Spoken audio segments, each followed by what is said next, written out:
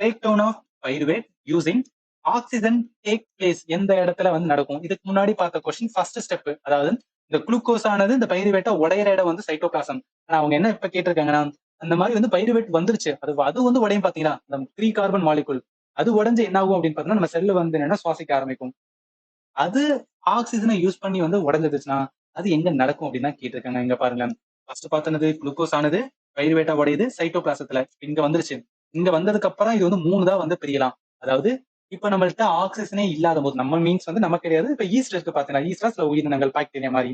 அதுல ஆக்சிஜன் இல்லாட்டாலுமே என்னவும் சொல்லுவாங்கன்னா, அந்த பைருவேட் வந்து உடையும் சொல்லுவாங்க. விச் மீன்ஸ் அது எனர்ஜி கிடைக்கணும். அது செல்லுக்கு எனர்ஜி அதை வந்து எடுத்துக்கணும். அப்படி அந்த எனர்ஜி எப்படி வரும்னா, எத்தனாலு கார்பன் டை ஆக்சைடு எனர்ஜியா உடையும் சொல்லுவாங்க. இது வந்து ஈஸ்ட்ல நடக்கிறது.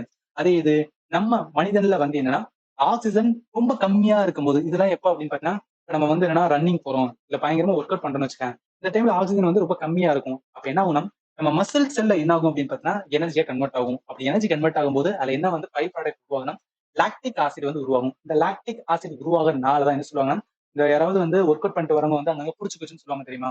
ஏன்னா அந்த அத்லெட்லாம் வந்து இன்ஜுரிஸ் ஆகுதுன்னு சொல்றாங்களா, அதுக்கெல்லாம் ரீசன் என்னன்னா, அவங்க அந்த இதை பண்ணும்போது அவங்களுக்கு ஆக்சிஜன் கம்மியா கிடைக்கும். ஆனா அந்த டைம்ல என்னன்னா எனர்ஜி அதிகமா பாடிக்கு தேவைப்படும். வேற வழி இல்லாம என்ன தெரியும்னா, மசில் செல் வந்து எனர்ஜியை ப்ரொடியூஸ் பண்ணும். அப்படி ப்ரொடியூஸ் ஆகும்போது சில பை ப்ராடக்டான லாக்டிக் ஆசிட் உருவாகும். இது அந்த இன்ஜுரிஸ் வந்து கிரியேட் பண்றது. இது வந்து என்ன, லேக் ஆஃப் ஆக்சிஜன். ஆக்சிஜன் கம்மியா இருக்கும்போது. அதே இது நல்லா ப்ராப்பரா வந்து ஆக்சிஜன் இருக்கும்போது, அப்ப எனர்ஜி எப்படி உருவாகும்னா, கார்பன் டை ஆக்சைடு, வாட்டர் எனர்ஜியா வந்து கிடைக்கும். இது எங்க நடக்கும் அப்படின்னா, மைட்டோகாண்ட்ரியா. ஏன் மைட்டோகாண்ட்ரியா?